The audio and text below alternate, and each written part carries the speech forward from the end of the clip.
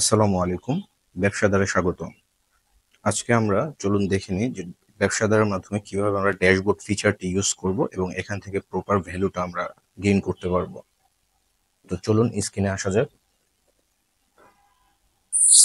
Log in করার পরে প্রথমেই বাম দিকের সেকশন থেকে আমাদের ড্যাশবোর্ড অপশনটি সিলেক্ট করা থাকবে। এখানে আমরা আমাদের স্টক আউটের আজকের পরিমাণ এবং আমাদের সপ্তাহ বা মাসব্যাপীর মোট পরিমাণ, স্টক ইনের পরিমাণ, খরচ, স্টক ইন বা আউট এগুলোর ডিটেলস রিপোর্ট আমরা দেখতে পারবো।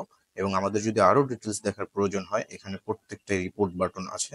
রিপোর্ট বাটন থেকে আমরা আরো ডিটেলস ফিচার আমরা ড্যাশবোর্ডে দেখতে পারবো। আমাদের এখানে আপনাদের সাপোর্টের জন্য নাম্বার দেওয়া আছে, যেখান থেকে আপনারা অফিস টাইমে প্রতিদিন সাপোর্ট নিতে পারবেন। এবং একই সাথে ভিডিও টিউটোরিয়াল আছে, যেগুলো আপনাদের কাজের ক্ষেত্রে সহায়ক ভূমিকা পালন করবে। এছাড়া আছে সাপ্তাহিক স্টক আউট, স্টক ইন এবং খরচের হিসাব। এখানে আপনারা সেলস, পারচেস এবং এক্সপেন্সের হিসাব যথাযথভাবে দেখতে পারবেন। এবং আপনার ব্যবসা অনুযায়ী টপ টপ স্টক আউট ক্যাটাগরিতে কি কি আছে তার একটা রেশিও আপনি দেখতে পারবেন। যেমন এখানে আমরা দেখতে পাচ্ছি যে স্ন্যাক্সটা এখানে টপ ক্যাটাগরিতে আছে, তারপরে গ্রোসারি আইটেম, তারপরে বেভারেজ আইটেম, তারপরে শুজ আইটেম। পর্যায়ক্রমে এখানে স্টেপ বাই স্টেপ দেখা যাবে।